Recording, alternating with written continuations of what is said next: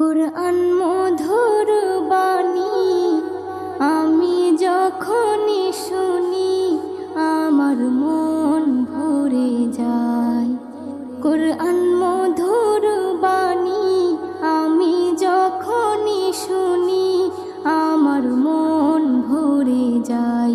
শোনো মুমিন মুসলমান, পড়ে দেখো না কুরআন, কত শান্তি পাওয়া যায়। কুরআন মধুর